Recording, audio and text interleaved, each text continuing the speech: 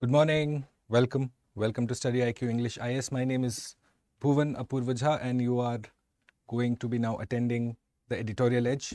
3 topics that we seek to cover and the time duration varies 30, 45 minutes but a maximum period of 1 hour, and that's what we are looking to do. Okay. The 3 topics that I have for you today. Number 1 is the national curriculum framework. School education is about to change in India. Okay. And so we should take a primary look at that. Obviously, a lot of analysis will follow in the coming days. But we will take a look at the announcement by the Education Minister yesterday, Dharmendra Pradhan, and exactly what does the national curriculum framework entail. Okay, what is it seeking to do? We'll take a primary look at that. Thereafter, BRICS expansion, another major news. Now BRICS is expanding, and it's expanding not just in terms of the number of members, but also the sphere of influence. So we'll seek to understand the BRICS expansion. We'll also seek to understand the vision outcomes, the outcome document that was released by the Ministry of External Affairs yesterday.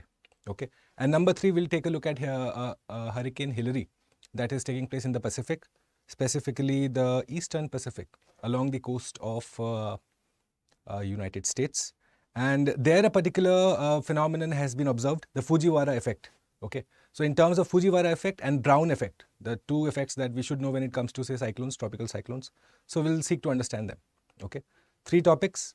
It will be a very short session, but I hope that you will be able to get a lot of outcome-based learnings that we always focus on. Okay. Karuna, Socrates, Coder, Raghavendra, thank you for joining. Good morning. Thanks, guys. Okay. So that's our scope of our discussion. Let's get started. Well, if you seek to connect with me for some particular doubts, well, here is my Instagram handle. Some of you have gotten in touch with me personally, given me doubts, strategy related questions, and I have been responding to each one of you individually. And so if you have any particular questions or doubts or anything related to the examination that you would like my help with, go ahead, connect with me. Okay. And the PDF of this particular lecture will be uploaded on this Telegram channel at around 12. Okay. I also frequently upload questions there. In fact, yesterday's discussion, the Panama Canal discussion, which is a very important discussion. If you consider it in terms of, say, the news coverage in India, maybe not that much. But as a geography student, you will realize how important the Panama Canal is. So we discussed that yesterday.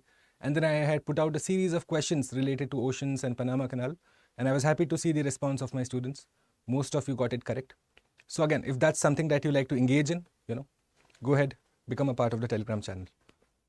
Okay, let's look at the questions from yesterday. Because, well, I had a series of questions. So let's look at them very quickly. Identify the correct statements. Panama Canal is administered jointly by a Panama Canal Commission comprising countries in the region. Well, that used to be the case earlier. There used to be a commission earlier, but now it is being handled exclusively by the government of Panama.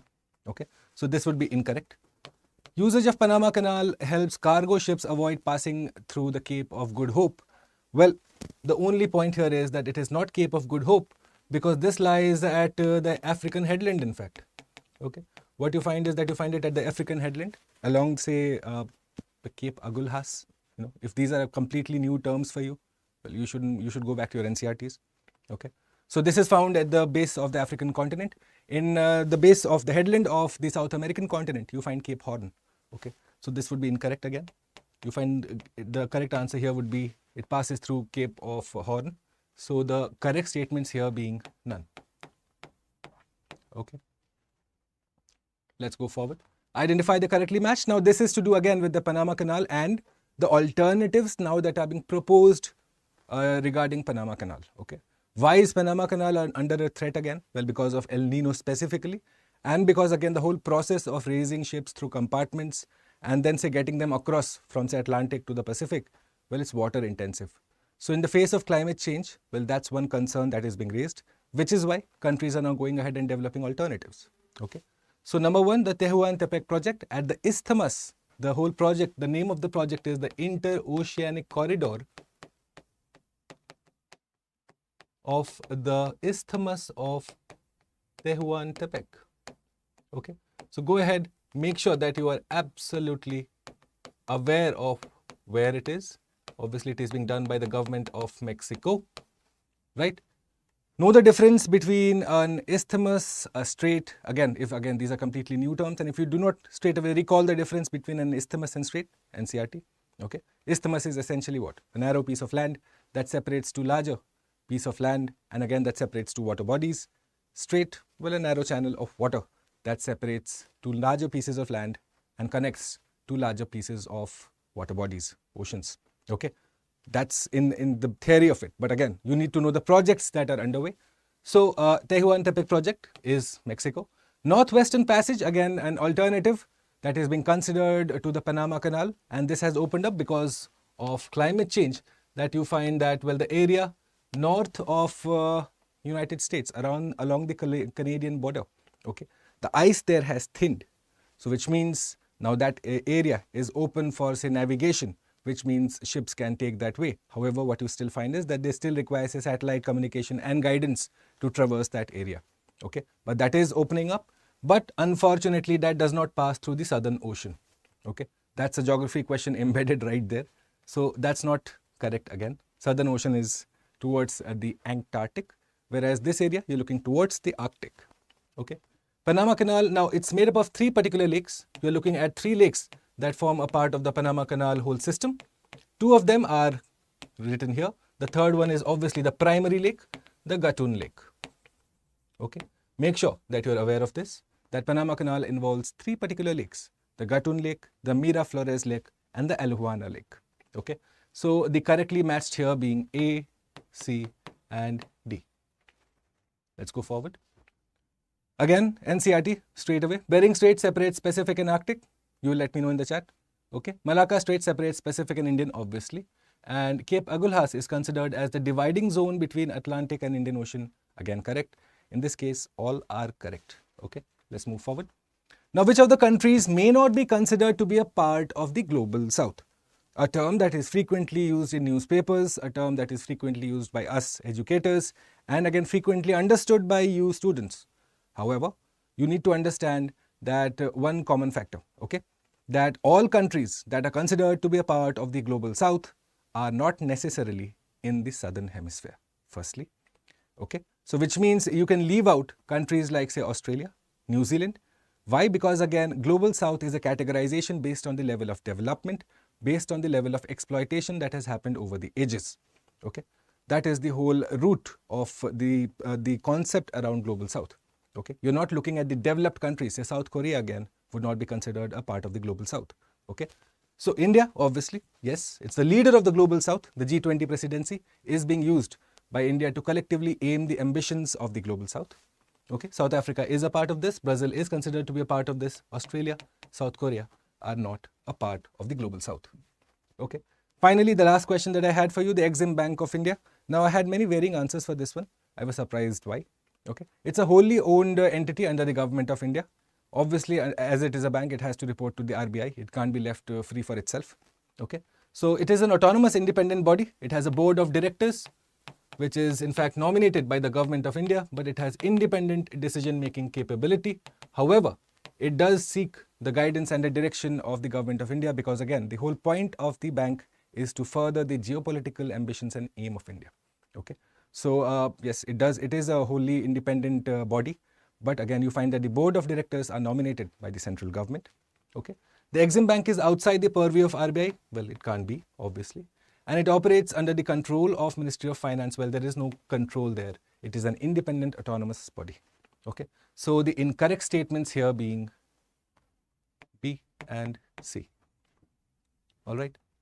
So these are the individuals who answered all the questions correctly, or at least most of the questions correctly. Again, repeat names. I'm very happy to see their, in fact, this gives me a lot of encouragement to do this every morning at 6:30 a.m. You know, these individuals who also take time with me to go through the lessons, answer the questions, it gives me a lot of hope. Okay, so to the rest, if you understand the discussion that we do here, if you understand the flow that we pursue here, go ahead, take a look at the questions of today. I have only 2 questions for you. The rest of the questions will be coming in the Telegram channel. However, do take part in this MCQ process. You will see that your information ability, just to disseminate it, like accept information and thereafter process it, it'll have a compounding effect. Okay, this will help you a lot. Abhi Vlogs, Bulbul, Pranjul, good morning. Thank you guys for joining this morning. Okay, so Indian superpower, by the way, I did not miss your name yesterday. You left me a comment in the chat box, but I did not miss your name. Go ahead and check. Okay, so this time I've specifically put your name right at the very top. Okay, तो Indian super power Karuna, BCT, Puja, crystal, लेकम, Mandeep, Tanu, Shubham, Coder, Ayush and Aditya, thank you for your patronage. Thank you for your participation. All right, let's look at the first topic I have for you, the National Curriculum Framework. Now, as I told you, school education is about to change in India. Okay, say how you and I studied, well, it's going to be completely different here on. Okay, so number one, first let's understand what's the National Curriculum Framework. Okay, then we'll understand the key features of it and say the analysis of what the features mean. All of that will follow obviously in the days to come, but you need to have a primary look at the facts of the matter first. Okay, so the NCF was released by the NCRT yesterday. Okay, it introduces changes. Now, these are the host of features that it has gone ahead to go ahead and say seek to change. What you find is the whole point of the NCF is on complete on say secondary education. You're looking at from say grade 3rd to grade 12th. At the moment, it has been announced only for CBSE. Okay, obviously the other boards will follow suit because again this is under the say whole ambit, the overarching framework of the national education policy. Right, this is in fact say the father policy to implement which the national curriculum framework has been announced. Okay, so if you go ahead and look at the new national education policy, or some as they call it as the new education policy, either ways, what you find is that the key tenets that are laid out in it, one of those tenets is to go ahead and say change the curriculum framework, make it a lot more relevant for the contemporary times, make it a lot more student centric, you know, make sure that the framework is such that it allows a student freedom, right, that he or she can go ahead and choose the subjects he or she wants to study. Correct. All of this you will find are a part of the national curriculum framework that has been announced. Okay, so we'll take a look at them one by one. But for the time being, you need to understand that it is only applicable to secondary education, grade 3rd to 12th.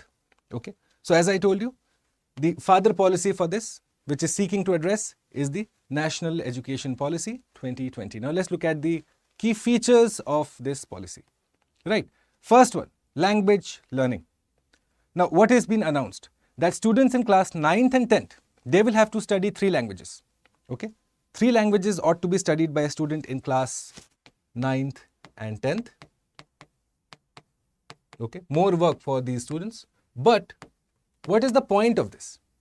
3 languages to be studied, out of which it is said 2 should be of Indian origin. Okay, for example, right now you find that students go ahead and learn foreign languages, which is fine. But at the same time, since India has, you know, under the Schedule 8 of the Constitution, what, close to 22 languages, correct? And so most of us may not be, say, aware of, say, other state languages. So to foster, say, regional integration, national integration, okay? Again, you see the roots of this policy. You had Ek Bharat Shrestha Bharat, okay? Under that, if you have been following that policy, Ek Bharat Shrestha Bharat, sorry, EBSB, and under this policy, what you found was that school students were being encouraged to go on, say, interstate learning trips, okay? So what was happening there? That a student, say a particular school from Sikkim would be headed to, say, Gujarat. Some school from Gujarat would be headed to, say, Tamil Nadu. Why is it? To go ahead and learn each other's culture, food, attire, customs, traditions. The same point, the same framework to foster national integration right from the school students is a part of the national curriculum framework. So out of the 3 languages, 2 ought to be of Indian character or Indian nature. Okay, preferably I think the languages will be picked from the 8th schedule, correct? Your neighbor, good morning, how are you? Okay, thereafter, when they go ahead and say, go to the 11th standard, okay, therein you find that it is 2 languages again. Now what would be the obvious framework here? Tell me, how would you design it? If you were in charge of this, how would you design this? Straight away you look at, say, at least 1 that should be of Indian origin. Okay, now these are basic facts and figures, you ought not to remember them, okay, because eventually from the mains perspective, we are looking at the larger goal this policy seeks to serve. But say the FAQs need to be at least heard at least once so that you can have some recall value, correct? Let's go forward and take a look at the other features now. Let me just quickly delete this. Okay. Next, reducing stress in board examinations. Unlike you and I, who had to sweat profusely at the very thought of board examinations, well, things are now meant to be different for the next generation of students. Okay, so what has been planned through the policy? In terms of board examinations, you are looking at reducing stress and anxiety. That's going to be the primary thrust. So how do you go ahead and reduce stress and anxiety for the student? Again, if you have been following, say, one more particular program of the government of India called Pariksha Pe Charcha, okay, wherein the Prime Minister goes and engages with the students. The whole point of that is to say, calm them down. There's a lot of nervousness and stress associated with the exam taking process. So when that message is percolating from the top, obviously it will be a part of our education policy, right? So which means reducing stress and anxiety is going to be a focus here. And how is that to be done? The board examinations now, here on, will be done twice a year. Twice a year. So unlike you and I, who had, say, March was a very troubling time for the students, okay, you are finding that board examinations will be taken twice the year. So how is it going to reduce stress and anxiety? More examinations would mean no stress, right? No. Herein the focus is that your best score will be chosen going forward.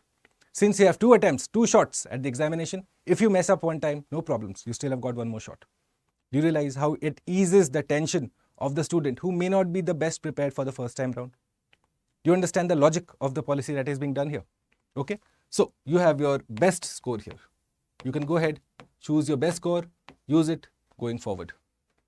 Correct? You're also looking at mandatory subjects, the number of which has increased, and now you're looking at optional subjects that have been included for the students.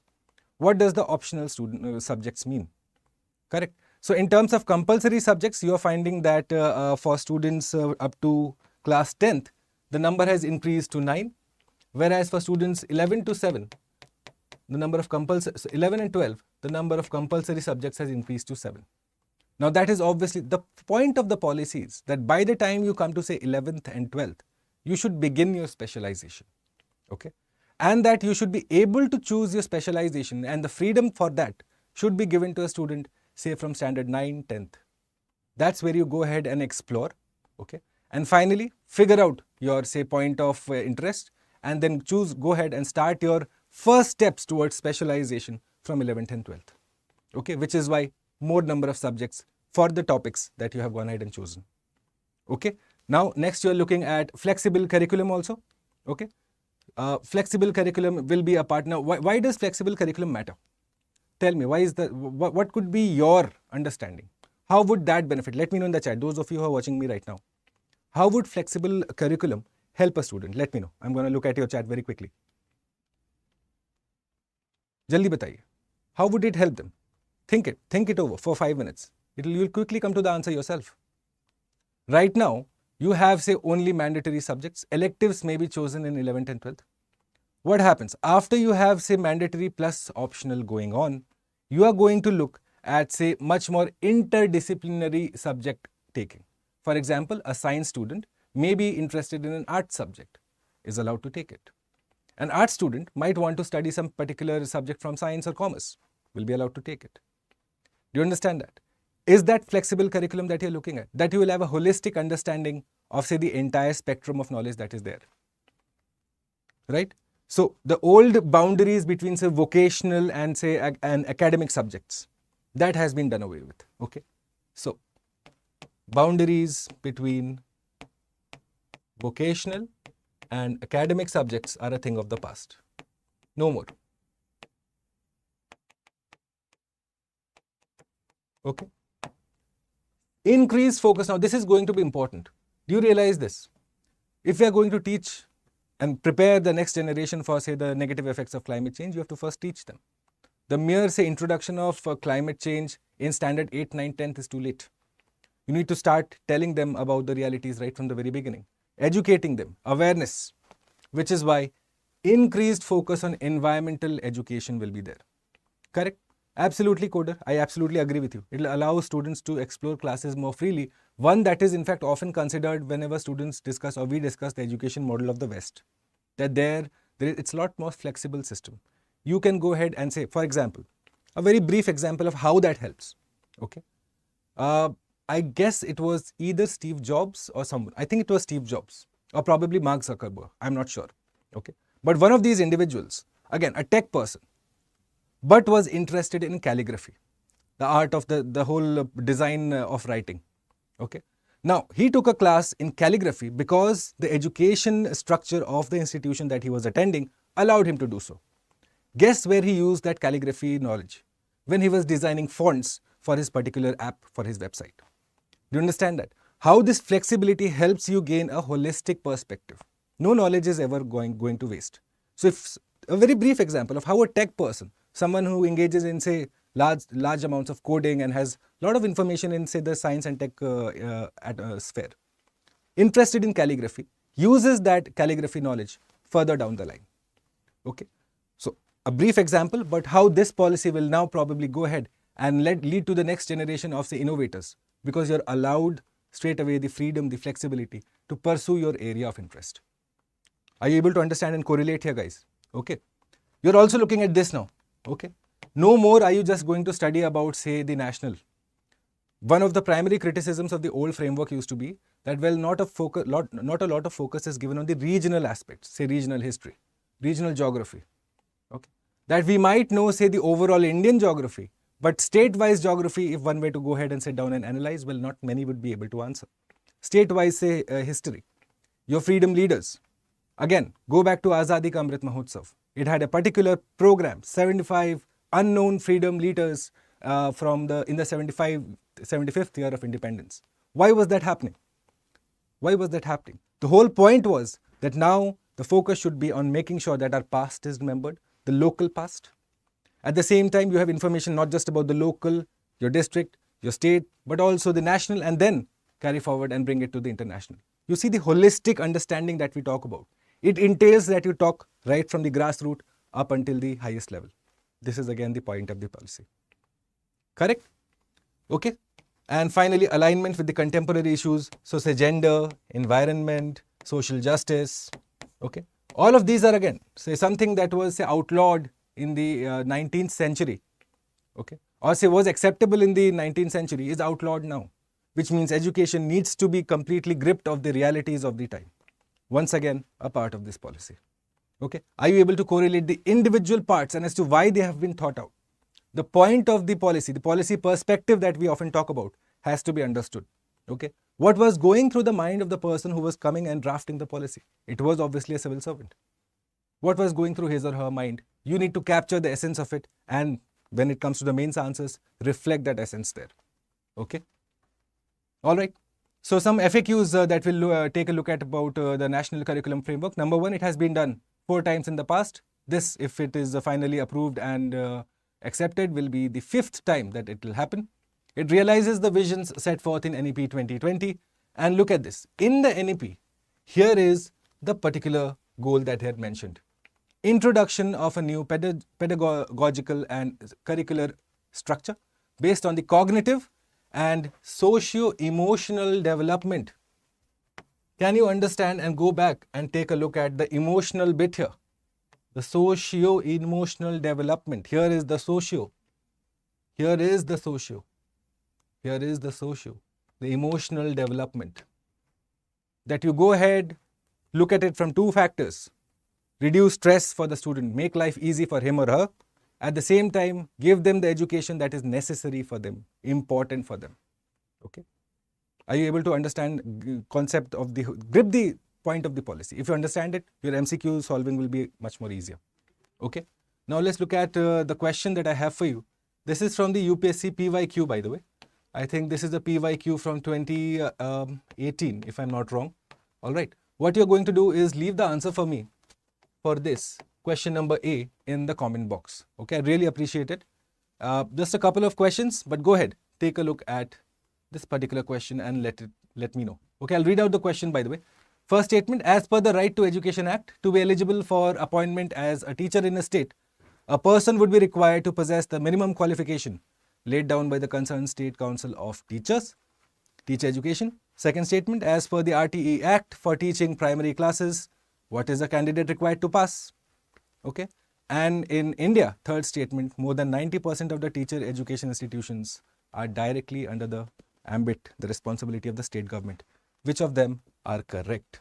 In the past, in this very editorial edge, we have in fact taken an extensive look at primary education. Okay. I remember one class where we had taken a look at higher education and understood the challenges associated with higher education. Primarily, again, if you identify the stakeholders, government, the say university, teachers, students, ad hoc faculty, permanent faculty, if you are able to identify the different stakeholders, you will be easily be able to say go ahead and answer questions related to this in the mains. Many students ask me, say, how do you go ahead and engage in answer writing process?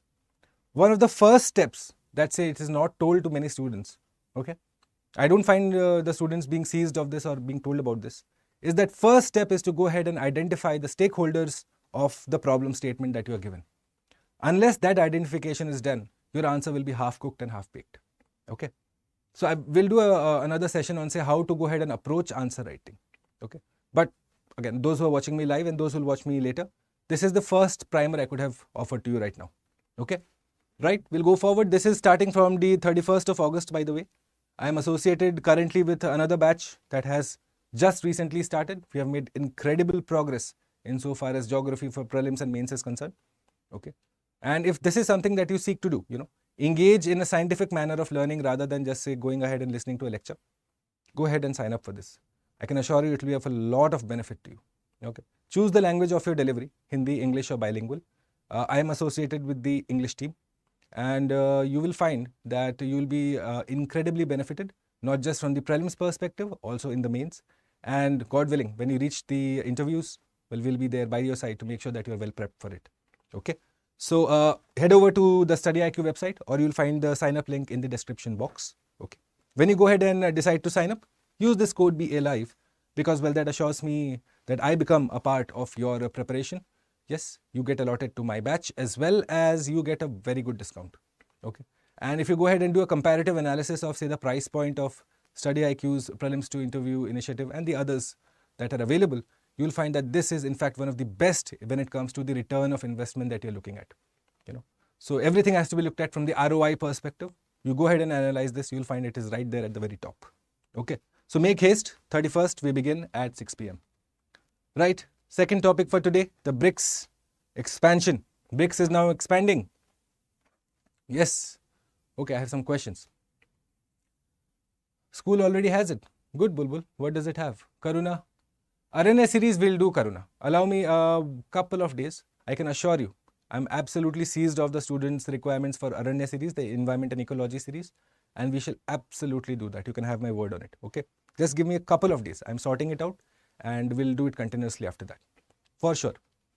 Okay. Okay, the new members now. So, Argentina, Egypt, Ethiopia, Iran, Saudi and UAE. 6 new members coming up representing different continents. Well, now the BRICS has expanded. Okay. The name does not change. BRICS remains BRICS. The numbers of members change. The new members, once again, Argentina, Egypt, Ethiopia, Iran, Saudi and UAE. Okay. Now, in terms of say, go ahead. One question that I can assure you, you should be prepared for is, which of the new members of BRICS? Okay. Go ahead and analyze it from the exam perspective. Which of the new members of BRICS may be considered to be a part of the global south? Say, let this be your question B for today. Okay. I'm going to write the members here. Argentina, Egypt, Ethiopia, Iran, Saudi Arabia, and UAE, United Arab Emirates. Go ahead and leave the answer for me this, please. Okay, that's your question B for today. Which of the new members of BRICS may be considered to be a part of the global south? You should absolutely be able to answer this. Why? Because, well, what you find is that the expansion of the BRICS group, if you look at the aim of the group now, okay, it is essentially going to talk about the points and the problems of the global south. We will look at the statement that was released by the Ministry of External Affairs in the next slide. Okay. We'll take a look at that. What was the whole logic behind it? What are the demands now? We'll take a look at it. Okay. So let's look at it. Chaliye, wahi dekhte hain pehle. So this is in fact from the MEA website. I have just taken the screenshot right from there because, well, it's always better to learn from the horse's mouth rather than read the interpretation of the horse's mouth. Okay. Now, this is what the MEA website says the Prime Minister has called for. One by one, we need to have a look at it. Number one, now look at where the collective angle comes. Why? I'll tell you. because one question or one angle that as students you should be aware of is India, that it talks about the global south, which means India takes a collective position of bargaining. Yes, India speaks for the collective. So let's look at the topics, or let's look at the points that agree with this, that India talks about the collective. Okay. Number one, called for setting defined timelines of the UNSC reforms. If the reforms happen, will India only benefit? No, right? Obviously not. So collective again, UNSC reforms happening. Multilateral financial institutions and WTO. In the past, in my classes, I have extensively stressed on this point, that India has a twofold agenda when it comes to its primarily twofold agenda for its G20 presidency.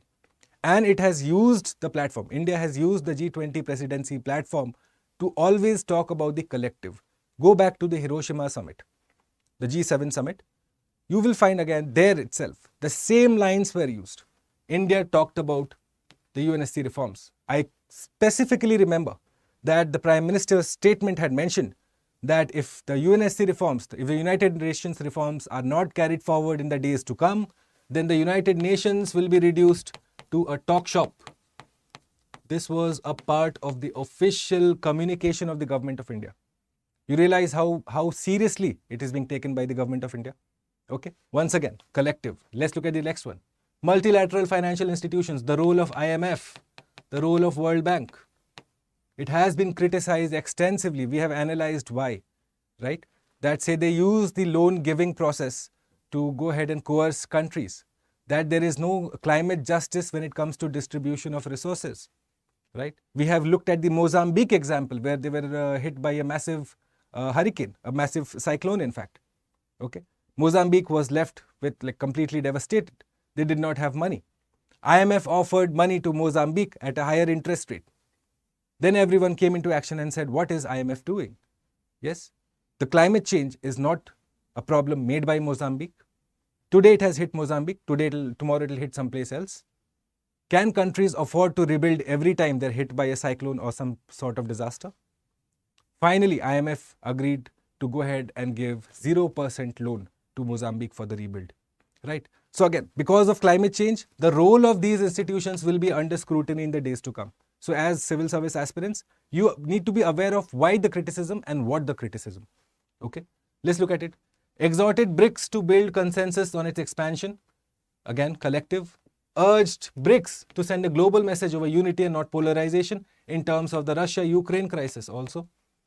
Okay, that finally the BRICS called for, say, fast resolution of the crisis. Go ahead and talk it out. The same, usual, nothing groundbreaking there. Okay. Proposed creation of a BRICS Space Exploration Consortium.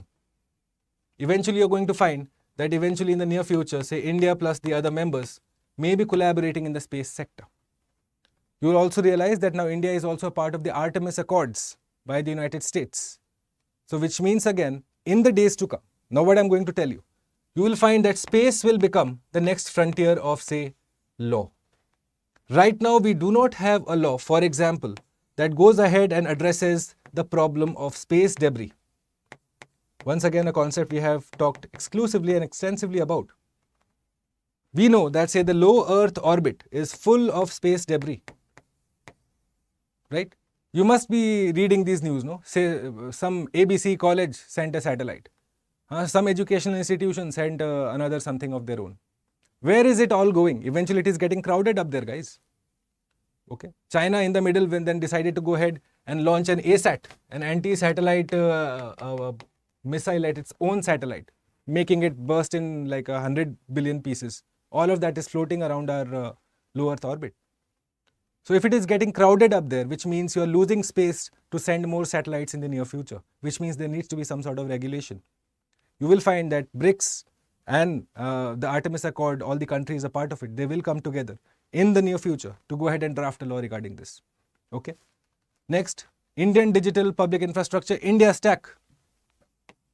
India Stack will be offered to BRICS partners, and thereafter you're looking at skilling, mapping, joint efforts for protection of big cats, the tigers, the lions, all of that. The BRICS countries looking for environmental conservation also, traditional medicine, and finally talking about the African Union You had, in fact, the Prime Minister meet with a large number of African presidents and representatives right after the BRICS summit. In fact, it was called the BRICS. The whole point of the meeting was called BRICS Plus and BRICS Plus African Union. Okay, the BRICS African Union Summit. So they had obviously gone ahead and engaged. Why? Because again, the Global South guys. If the BRICS has to talk about the Global South, it needs members from the Global South, which is why my question to you, the new members, which of them are part of the Global South? Okay.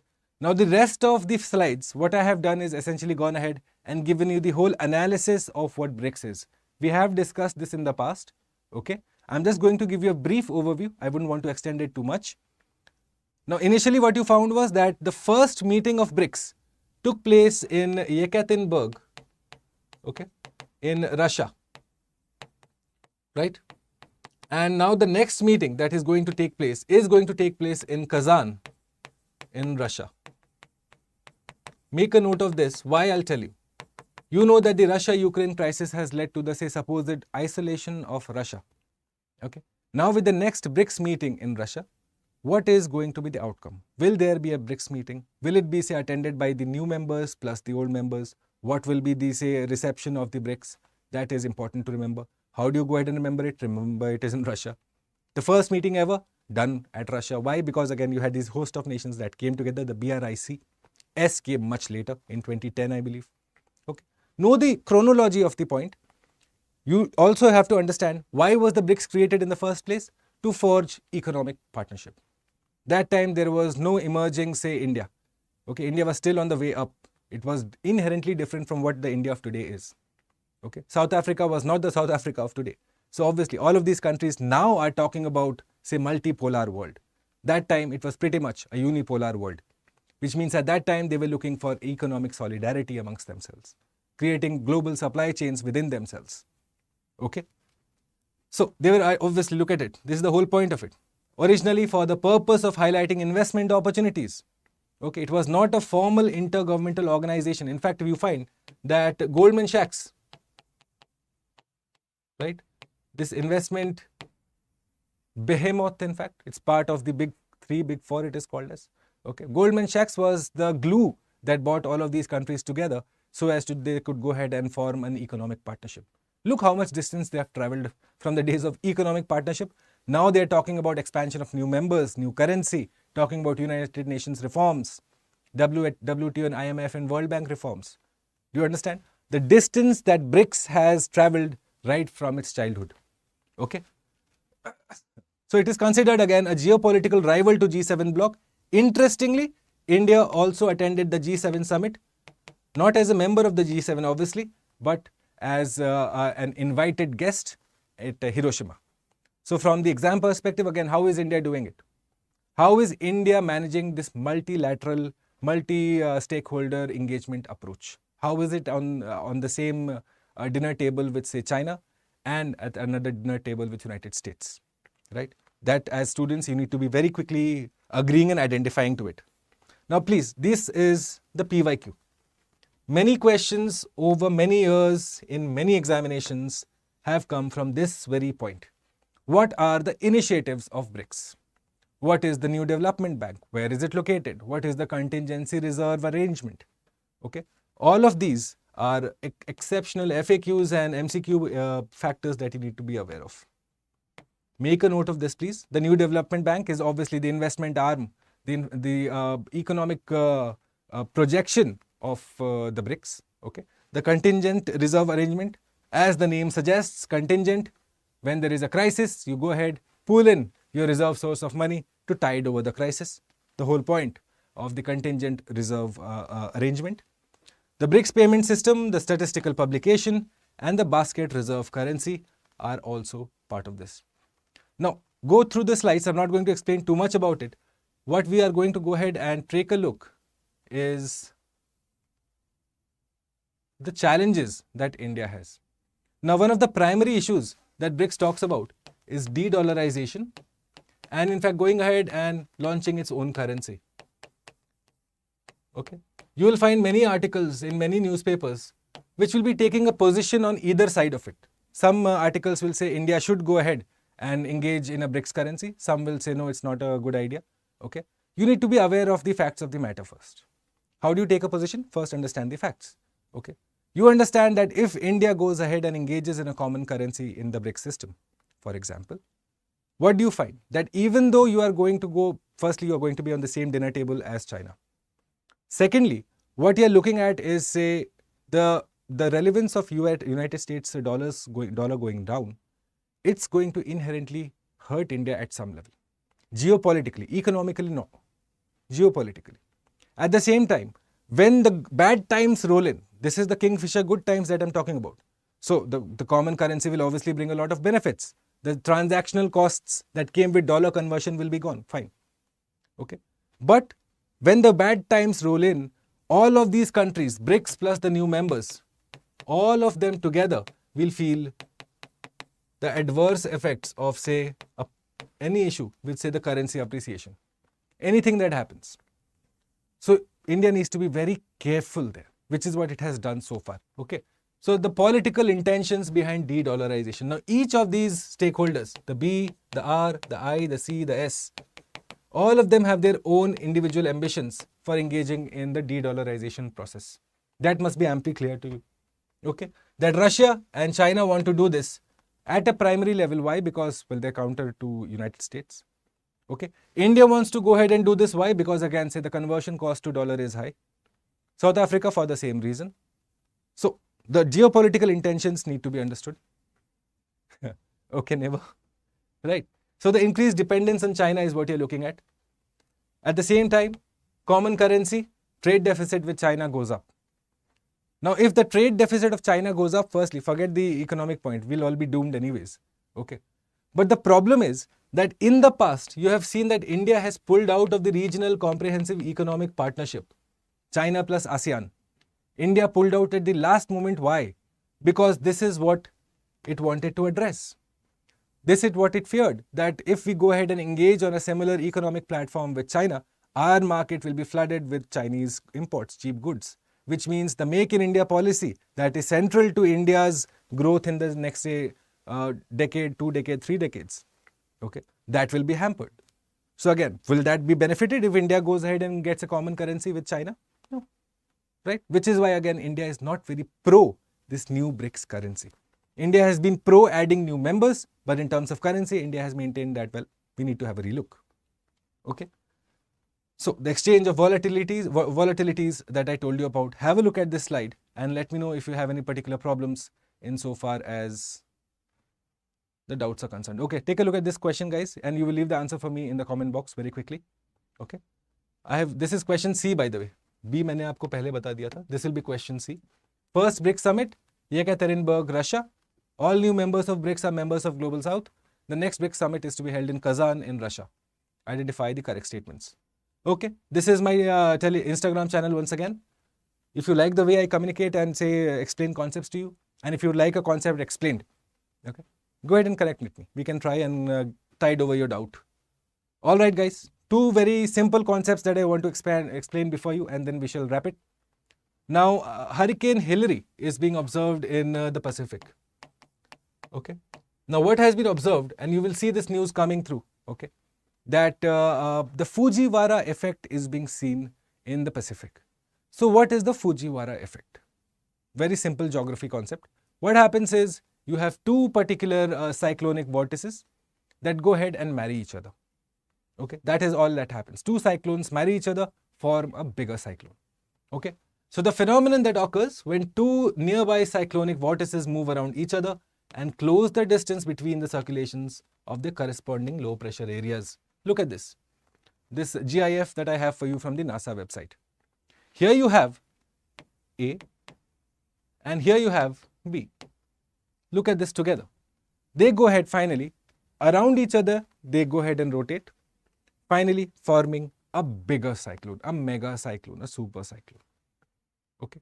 That essentially is caused due to the Fujiwara effect. And why does that happen? Because the circulations of the corresponding low pressure areas complement each other. Okay. They are drawn towards each other, and which is why this marriage happens. Similarly, another concept that you need to be aware of is the brown ocean effect. Okay. Now, when the brown ocean effect is in play, tropical cyclones maintain strength or even intensify over land surfaces. Now, your NCERT tells you that tropical cyclones dissipate over land surfaces because, well, they stop getting the fuel from the ocean surface. That a tropical cyclone's life is essentially dependent on availability of water. How does brown effect counter that then? Let's understand it. Okay. This essentially what you find is that this happens in Australia. Okay. Australia is the most conducive environment for brown effect to take place. Correct. You will find that it is called Aguka Balms in Australia. These tropical cyclones that continue over the land, that access to fuel has been cut, and yet you find that they are headed inland. This happens due to the brown effect. So, two particular geography concepts that you need to be aware of. Okay. All right, my dear friends, that completes today's class that I had for you. The PDF of this you will find uploaded on my Telegram channel at 12 noon. If you have any questions for me, you can reach out to me on Instagram. And if you have any particular feedback for me, I would really appreciate it if you left me a comment in the comment box. Don't forget to like this, by the way. We are really doing bad in terms of the likes. Okay. And if you can share this with your friends, anyone who would find this useful, well, I'd be most helped here too. Okay. Till I see you tomorrow, not tomorrow, in fact, we'll see you next on Monday morning. Okay. Monday morning, 6:30 am, we are back again with another set of important topics and more importantly, another set of important questions. Okay. Thanks for joining, guys.